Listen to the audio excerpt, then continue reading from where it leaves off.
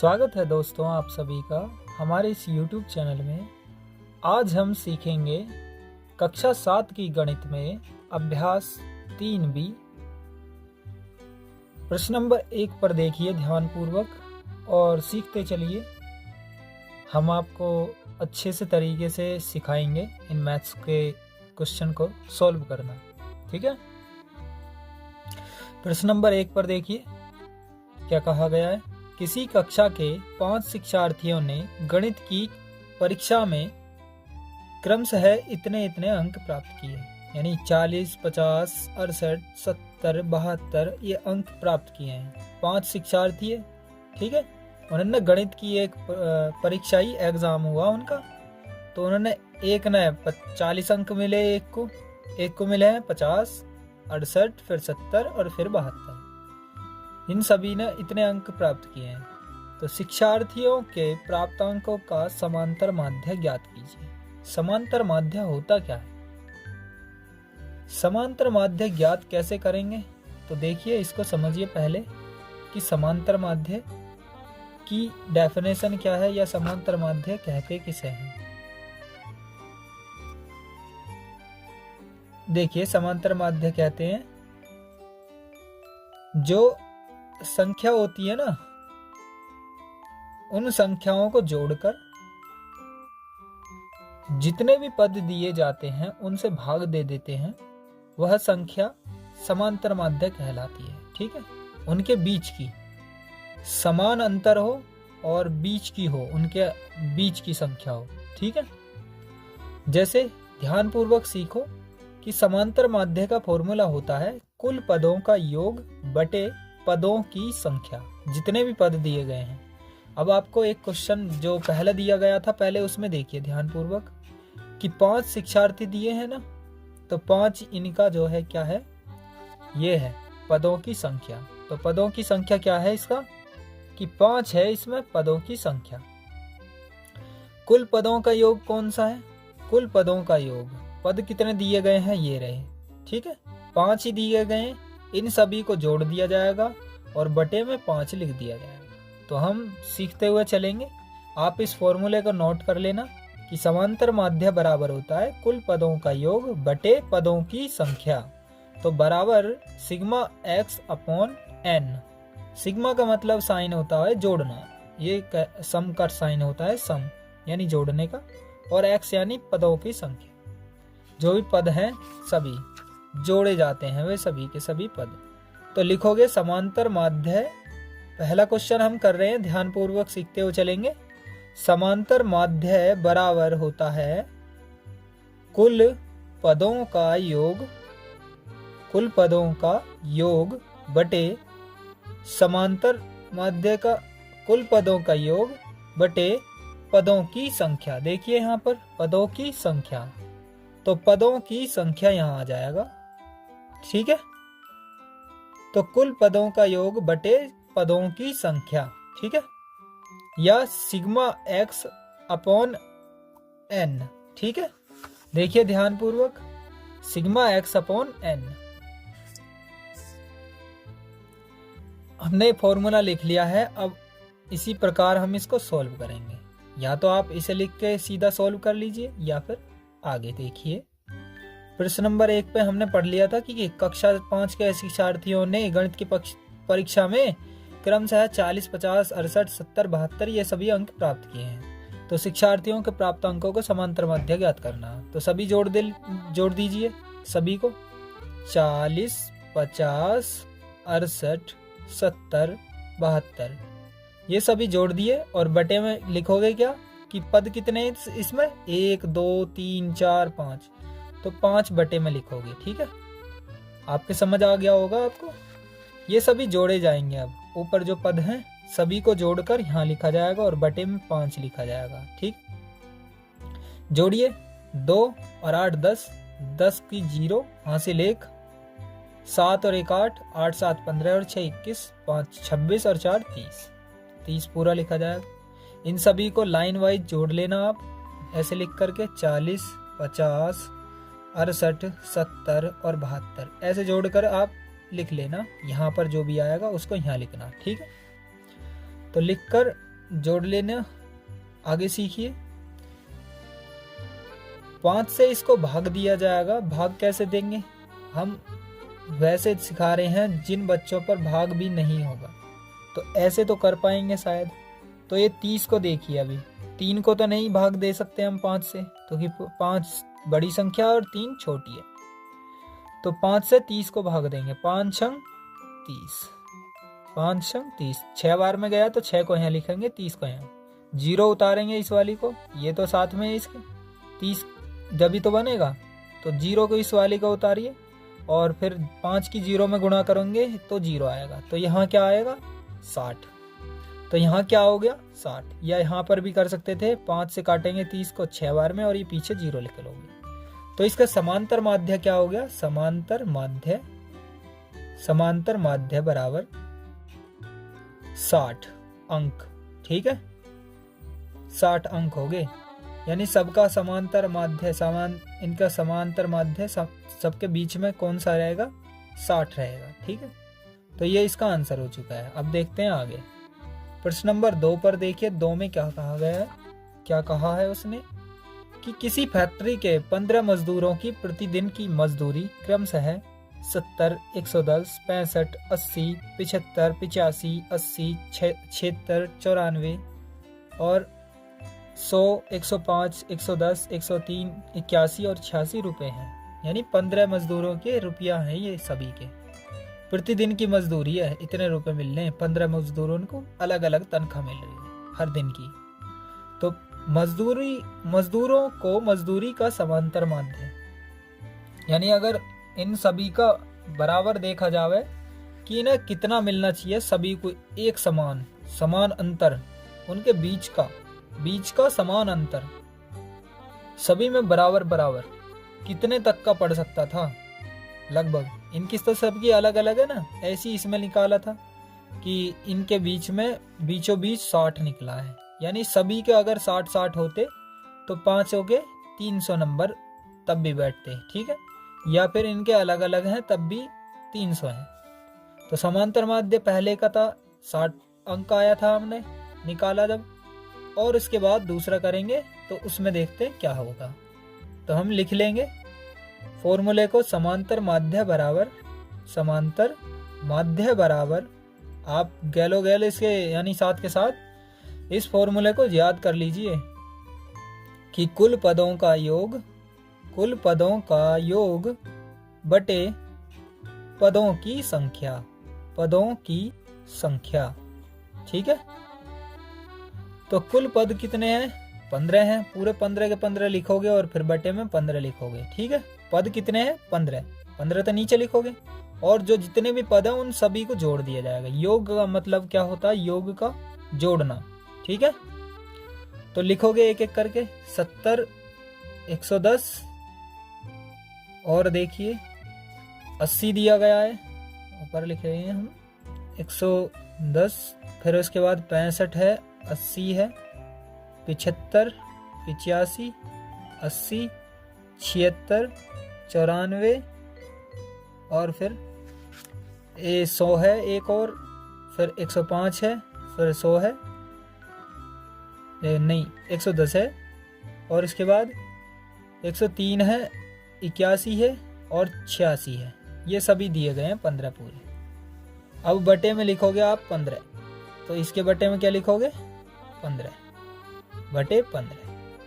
ठीक है, दिख रहा होगा आपको, ध्यानपूर्वक देखिए। अब हम इसको जोड़ते हैं, तो जोड़ेंगे कैसे? ध्यानपूर्वक देखिए कि 6 और 1 7, 3 10, 10 और 5 15, 15 4 19, 19 6 25, 25 और 5 30, 5 35, 5 40, 40 की 0 हासिल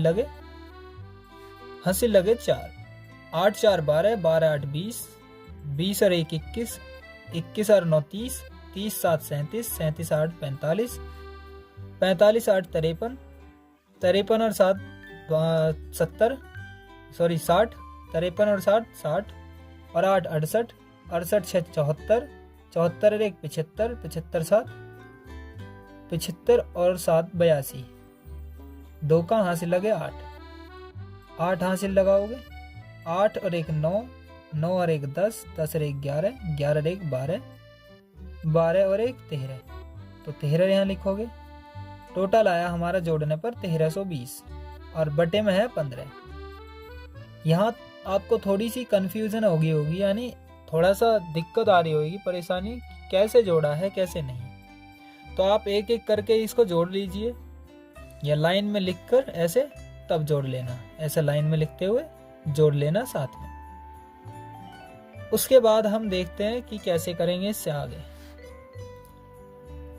15 से 1320 को भाग देना है, 15 से 1320 को। ये जो मैं साइड में कर रहा हूं ना भाग, आपको पेपर में कभी नहीं करना।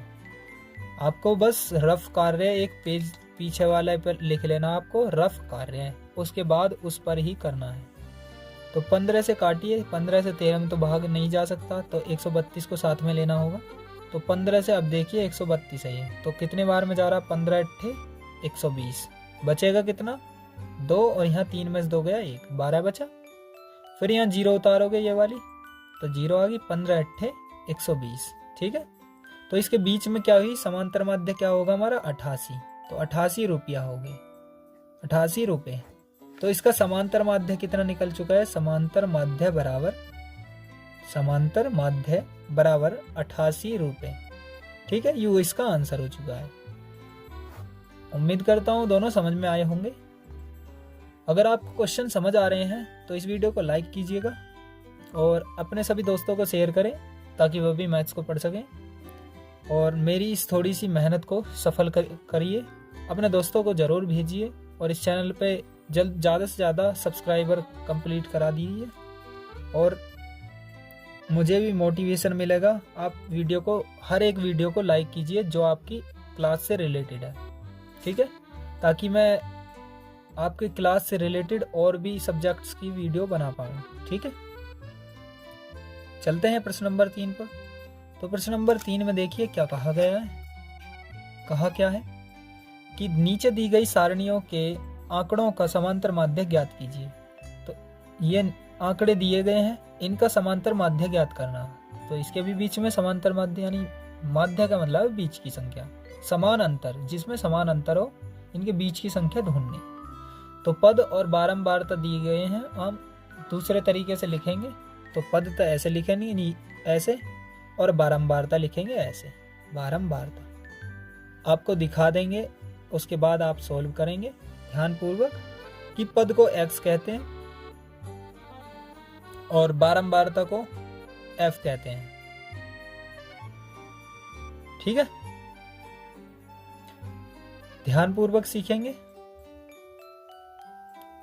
और यहां जो होती है ये पद गुणा बारंबारता, पद गुणा बारंबारता, यानी f इंटू एक्स दोनों, या x इंटू एफ, उल्टे सीधे लिख सकते हो क्योंकि गुणा में साइन है। तो ये आपको समझ आ गया होगा ये कैसे लिखा हुआ है, हमने कैसे लिखा है। तो हमारे पास जो संख्याएं दी गई हैं, तो एक से एक देख लीजिए आप ध्यानपूर्वक कि 4 है, 4 6 8 10 8 10 12 और 14 दिया गया है, 12 और 14 दिया गया है। और इसके बाद f की यानी बारंबारता कितनी दी गई है, तो बारंबारता दी गई है आपकी कि 3 है 4 है, 3 4 2 और 2 6 8, ठीक है। एक बार देख लेते हैं मिस्टेक ना हो। आगे देखिए दोनों संख्याएं दी गई हैं, यहाँ दोनों सभी में साइड में दी गई हैं। देखिए आपको पहले सिखा देता हूँ कि कैसे होगा। देखिए यहाँ आपको हेल्प बहुत सारी मिलती है लेकिन आप गौर नहीं करते। जो बुक्स बनाई गई हैं इसमें कुछ एग्जाम्पल्स के माध्यम से आपको समझाने की भी कोशिश करती है NCERT, लेकिन आप सीख नहीं पाते हो क्योंकि आपको गाइडेंस की ज़रूरत होती है। देखिए यहाँ पर बिल्कुल ऐसा एज इट इज़ क्वेश्चन दिया गया है, इसी प्रकार आप इसको भी कर लेंगे, लेकिन मैं आपको सिखाऊंगा ज़रूर क्योंकि आपको सीख कर ही आगे मदद मिलेगी। आगे के क्वेश्चनों को आप ध्यानपूर्वक कर पाएंगे। तो देखिए x की वैल्यू इधर है, f की यहाँ है, f इंटू एक्स यानी इन दोनों की गुणा करके यहाँ लिखा गया है और इन सभी संख्याओं को जोड़ दिया, इधर भी जोड़ दिया है, ये वाले f की जोड़ दिए हैं यहाँ पर सिग्मा fx। सिग्मा का साइन मतलब होता है इन संख्याओं को जोड़ना, ठीक। यहाँ पर भी f को जोड़ दिया है, f की संख्याओं को, ऊपर रखेंगे बड़ी वाली संख्या को और नीचे रखेंगे यहाँ, यानी सिग्मा fx ऊपर रखते हैं और नीचे f की वैल्यू रखते हैं, ठीक है। उम्मीद करता हूँ आपको थोड़ा सा समझ आया होगा। यहाँ रखने के बाद 40 से 1700 जैसे ये है, ये दोनों संख्या होती हैं, बड़ी वाली है छोटी वाली संख्या से डिवाइड कर दिया जाता है, ठीक है। इसी प्रकार हम इसको करेंगे और आगे सीखते हुए चलेंगे। देखिए 4 की 3 से गुणा करूंगा तो क्या आएगा, 4 गुणा 3 बराबर क्या आएगा, 12, ठीक है। 4 की 3 से गुणा करने पर बराबर 12 आएगा, 4 3 12 होते हैं। 6 गुणा 4, तो 6 की 4 से गुणा करूंगा तो 6 चौक 24 आएगा। 8 की 2 से गुणा करूंगा तो 8 दूनी 16 आएगा और 10 की 2 से गुणा करूंगा तो 10 दूनी 20 आएगा और 12 की अगर 6 से गुणा करूं तो 12 छिंग 72 आएगा और उसके बाद 14 की 8 से गुणा करूं तो 14 अट्ठे 112, तो ये आएगा, ठीक है। तो इन्हें ध्यानपूर्वक देखिए और सीखिए कि क्या होगा। अब हम इनको जोड़ लेंगे, तो ध्यान से समझना, जहां पर भी आपको ये दोनों संख्याएं दिखें तो बस जोड़ना है, ठीक है। तो योग यानी जोड़ रहा हूं मैं इनको। सिग्मा एफ यानी सिग्मा का साइन का मतलब जोड़ना, एफ यहाँ पर ही है, तो एफ की वैल्यू है 3 और 4 7, 7 और 2 9, 2 11, 11 6 17, 17 8 25, ठीक है। तो ये 25 हो चुकी है जोड़ने पर। और यहाँ सिग्मा एफ एक्स बराबर क्या होगा, ये दोनों जोड़ लीजिए, 2 4 6 6 12, 12 2 14 और 2 16 को 6 का हासिल लगा 1 और 1 2, 2 2 4 और 1 5, 5 2 7, 7 14 और 1 15 को 5 का हासिल लगा 1 और 1 2। तो आपको समझ आया है थोड़ा सा कि हाँ, कि सिग्मा एफ एक्स, सिग्मा का साइन होता है जोड़ने का, सिग्मा जोड़ है और एफ एक्स यानी जो इनकी गुणा की गई है, यहाँ पर इस साइड में लिख रही है, इन सभी संख्याओं को जोड़ देंगे और f की जो है वैल्यू है इसको भी जोड़कर नीचे लिखेंगे, ठीक है। इसका रोल था कि गुणा करने पर यहाँ संख्या बनाना, तो ये बना चुका है संख्याओं को। अब ध्यानपूर्वक सीखेंगे आगे क्या होता है कि समांतर माध्य अगर निकालना हो हमें, तो समांतर माध्य का फॉर्मूला क्या होता है, sigma F x upon sigma F, ठीक है। तो sigma F x upon sigma F, तो ये तो ऊपर वाली संख्या लिखी जाएगी, हाँ, यानी सिग्मा एफ एक्स की वैल्यू क्या है 256 और सिग्मा एफ की वैल्यू क्या है 25। तो 25 से अगर 256 को डिवाइड करेंगे तो कितना आएगा, तो 25 एकम 25। तो ध्यानपूर्वक सीखिए आगे। तो यहाँ 6 उतार लिया जाएगा, ये वाला उतार लिया है संख्या 6 की, लेकिन ये 6 तो कम है अभी, तो 0 पॉइंट लगा के यहाँ बढ़ाएंगे हम 1 0, ठीक है, ठीक है। ध्यानपूर्वक सीखेंगे। अब यहाँ करेंगे हम कि 25 दूनी 50, 25 दूनी 50, ठीक है। अब उसके बाद क्या करेंगे, 10 बचेगा घटा देंगे। अब उसके बाद पॉइंट लगा हुआ है 0 बढ़ाइए, 25 चौका हो जाएंगे 100, यहाँ पर लिखोगे आप 100, ठीक है। ये क्या आया हमारे पास 10.24, तो यहाँ पर लिखोगे आप 10.24, तो ये इसका आंसर हो चुका है 10.24, ठीक है। तो समांतर माध्य क्या हो गया इसका 10.24 हो चुका है। इसके बाद देखिए चौथे क्वेश्चन को, 3B का ही चौथा क्वेश्चन है, इसमें भी दिया गया है सेम, शिक्षार्थियों की संख्या सेंटीमीटर में दी गई है ये रही और बारंबारता ये है, ठीक है। अब ध्यानपूर्वक इसको भी करेंगे, कैसे करेंगे ध्यानपूर्वक देखेंगे।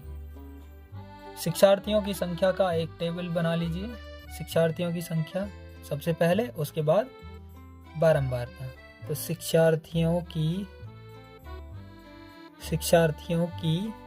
संख्या पेपर में भी आपको बनाना होगा सेंटीमीटर में, सेमी का मतलब होता है सेंटीमीटर, ठीक है।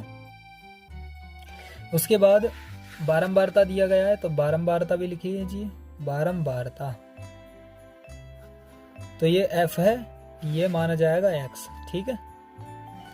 और यहाँ जो आएगा अब वो आएगा कि संख्या यानी x इंटू एफ या f इंटू एक्स लिख लो, कोई भी दिक्कत नहीं है, यानी दोनों गुणा में है, आगे पीछे करके लिख सकते हो आप, ठीक है। अब हमने ये 3 ड्रॉ कर लिए हैं। अब लाइन देख लीजिए ध्यानपूर्वक, क्या बनेंगी क्या नहीं। तो करते हैं क्वेश्चन को। दी गई है 140 है, 140, 147, 148, 149, 150, 51, 151, 154, 158, 159 और 160, 160, ठीक है।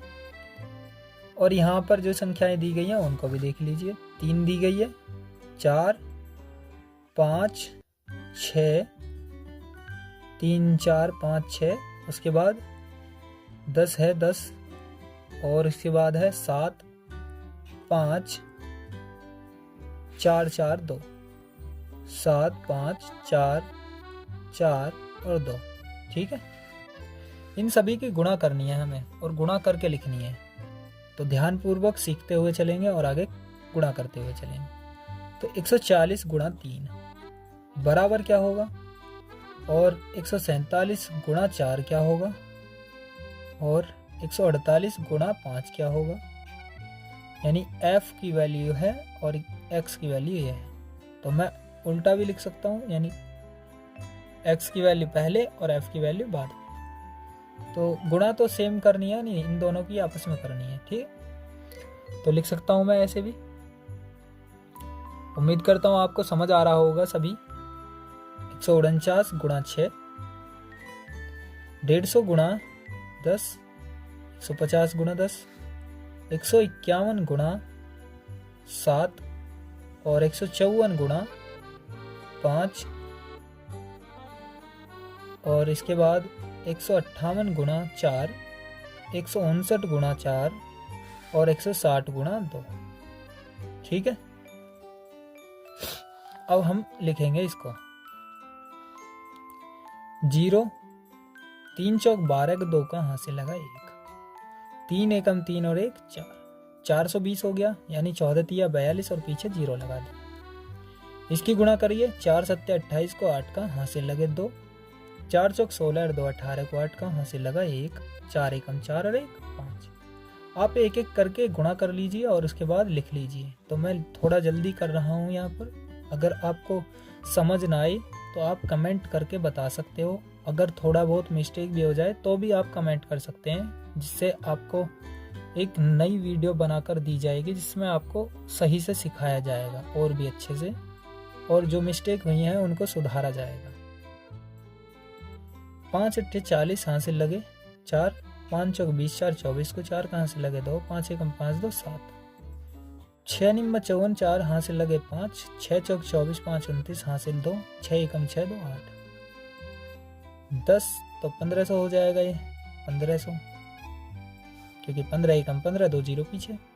तो 7 एकम 7 और 7 पंजे 35 5 कहाँ से लगे 3, 7 एकम 7 3 10, 5 चौक 20 की 0 हासिल 2, 5 पंजे 25 2 27 हासिल 2, 5 एकम 5 2 7, 4 अट्ठे 32 को 2 कहाँ से लगे 3, 4 पंजे 20 3 23 3 कहाँ से लगे 2, 4 एकम 4 2 6, 4 निम 36 को 6 कहाँ से लगे 3, 4 पंजे 20 3 23 को 3 कहाँ से लगे 2, 4 एकम 4 2 6, और 16 दूनी 32 होते हैं और 0 पीछे, 16 दूनी 32 और 0 पीछे, यानी 320, 160 दूनी 320 होते हैं, ठीक है। आगे सीखते हैं। हमने बताया था कि जब इनकी गुणा हो जाए तो इन सभी को जोड़ लेते हैं, इसको छोड़ देते हैं क्योंकि ये गुणा हो जाती है, इसके साथ जुड़ जाती है। फिर तो सिग्मा एफ दोनों का ही काम है हमारे पास, सिग्मा एफ का और सिग्मा एफ एक्स का, यानी एफ एक्स को भी जोड़ देंगे, सिग्मा का मतलब जोड़ना और सिग्मा एफ को भी जोड़ देंगे। तो इसको जोड़ते हैं, ध्यानपूर्वक सीखेंगे। 3 और 4 7, 7 5 12, 12 6 18, 18 10 28, 28 7 35, 35 5 40, 40 4 44, 4 48 और 2 50। तो पूरा 50 जुड़ा है, जुड़कर बैठा है 50। 8 है, 8 4 12, 12 7 19, 2 21, 6 27, 7 कहाँ से लगे 2, 2 और 2 4 8 12, 12 4 16, 16 9 25, 25 5 30, 7 37 और 3 40, 40 और 3 43, 2 45, 5 कहाँ से लगे 4, हासिल लगे 4। तो 4 और 4 8, 8 और 5 13, 13 7 20, 20 8 28, 5 33, 33 और 7 40 और 6 46, 46 6 52, 52 और 3 55 को 5 कहाँ से लगे 5। तो 5 6 और 1 7, तो 7 यहाँ लिखा जाएगा। तो हमारा कितना बैठा है 7557।